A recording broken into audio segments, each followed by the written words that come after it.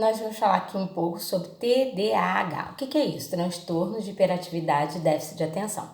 Como é que ele funciona? Então, quando a gente fala sobre TDAH, a gente está falando sobre aquelas crianças que têm alguns indicadores específicos. Quais são eles? Né? As crianças chegam ao consultório, muitas vezes, com reclamação dos pais, que elas não param quietas na escola, mas em casa elas param um tempo para assistir televisão. Quando a gente fala sobre isso, a gente tem que ter a convicção de que o TDAH é a dificuldade de manter a concentração em atividades que exijam esforço cognitivo, né? Então, ver televisão para ele não exige esse esforço, é do interesse dele. Então, ele vai manter o foco e a atenção. Outra situação que tem muito constante são as crianças que não param quietas, que mexem muito com as mãos, com os pés, e que você marca meio-dia, o ônibus da escola está passando na porta e ele não está pronto para sair, começou a se arrumar às 10h30 da manhã. Isso são indicadores, né? Para fazer um diagnóstico, montar um diagnóstico, existe a necessidade específica de uma equipe, né, multidisciplinar para estar fazendo isso. Mas a gente, como psicopedagogo, a gente levanta a questão da hipótese, né?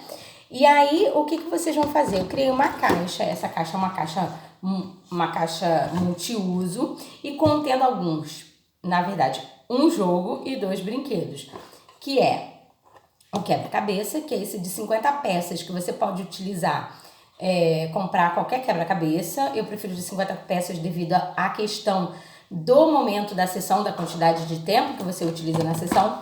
Outra coisa bem legal é o bloco de montar, que é parecido com o Lego, mas você não precisa usar aquele Lego caro, né? E pode substituir por esse bloco de montar. Outra coisa bem legal, que eu acho bem legal, é a questão do jogo da memória. E aí, com todas essas atividades, que eu separo sempre por caixas, por quê? Porque eu fico mais organizada. Quando já vem para anamnese e eu levanto a hipótese do que eu quero investigar, eu já vou na caixinha lá, né?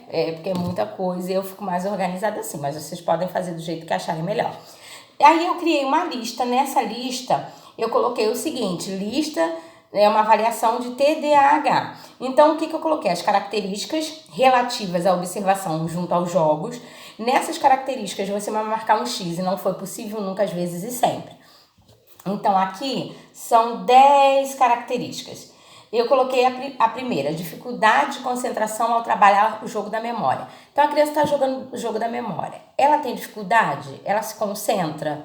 Então, eu vou marcar a observação. Ao montar um quebra-cabeça ou bloco de montar, obtém dificuldade em concluir a tarefa. Ela consegue concluir a tarefa? Ela monta o quebra-cabeça ou bloco de montar legal, no tempo que você determinou, relativa à quantidade de peças existentes, dentro daquela capacidade que ela tem? Tudo isso você vai também colocar em contexto. Demonstra postura desajeitada ao realizar atividades e jogos apresentados acima. Então tá assim com o braço, tá assim como é que ela fica? Ao montar o quebra-cabeça ou bloco de montar, obtém dificuldade e demonstra impaciência, impaciente. Ai, que saco, não quero mais fazer, desiste facilmente. Né? Uma coisa que a gente tem que observar. Não presta atenção aos detalhes ou comete erros descuidados na execução do quebra-cabeça. Não presta atenção que tem os detalhes das cores para fazer um encaixe. Não é acertar 100%. O que a gente busca na nossa observação é como essa execução da atividade é realizada. Não parece prestar atenção quando se apresenta instruções ou regras dos jogos utilizados acima. Então, eu olho os jogos, olhei os jogos, né? Apresentei as regras para eles. Qualquer jogo ou qualquer brinquedo, para que você apresente para a criança, a gente trabalha com as instruções. Então, ele presta atenção nas instruções ou não presta atenção em instrução nenhuma, não consegue assimilar essa instrução. Distrai-se facilmente quando a regra é apresentada. Então, apresentei a regra, mas ele está pensando lá em outra coisa, viajou completamente ali. Movimenta ou torce mãos e pés na execução dos jogos propostos. Então tá ali, tá nervoso, tá se movimentando, como é que é isso?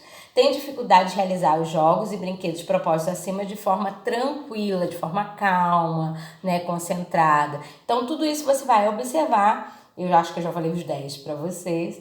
Vocês vão marcar, não foi possível, nunca, às vezes e sempre, tá? Colocando esses 10 itens, né, que tem aqui, ó, dificuldade são 10 itens. Como é que foi essa questão da sua avaliação? Dentro desses 10, 5 foram sempre? Então, é uma coisa que não é uma característica tão forte. Dentro desses 10 aí, você marcou 8, 9 sempre. Opa, vamos ligar o sinal de alerta. 7, vamos ligar o sinal de alerta. E aí, dentro do relatório, mesmo que você tenha marcado, às vezes, é bom você descrever, né, dentro da questão comportamental do seu relatório. A criança, o aprendente, apresentou impaciência, demonstrou-se não estar tranquilo a realizar as atividades. Então, tudo isso você vai lá e descreve no seu relatório, porque fica viável para a escola entender o seu posicionamento e a sua observação. Tá bom? Então, é uma dica, né? Não é digamos assim, a coisa mais certa do mundo, mas é uma dica que eu estou dando para vocês pela experiência profissional. A gente tem que ter muito cuidado com relação à avaliação, sempre levantar isso como hipótese, né? Porque pode ter um olhar diferenciado dos outros profissionais. E aí você também vai pegar ele em outros ambientes, que não é um ambiente clínico, individualmente só com você, né? Você vai pegar, que eu digo, estabelecer a relação dele em outros ambientes, com outros profissionais, com a escola, para você compreender realmente quais são as verdadeiras hipóteses relativas àquele aprendente.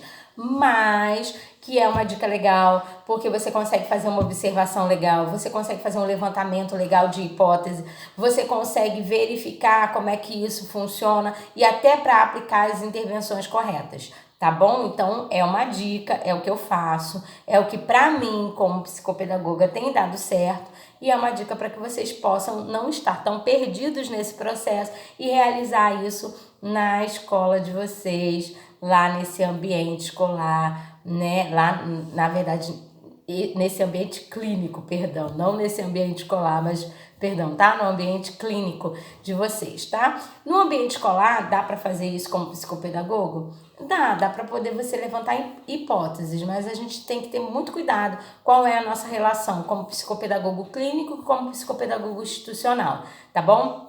Então, perdão aí pela colocação, mas é mais para ser levantado dentro do ambiente clínico.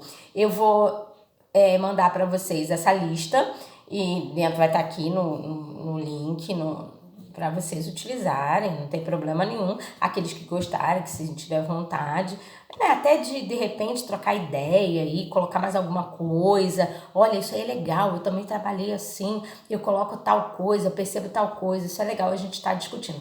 Dá o joia aí de vocês e vamos trocar informações, porque isso é importante para o nosso crescimento quanto profissionais, tá bom? Beijos, tchau!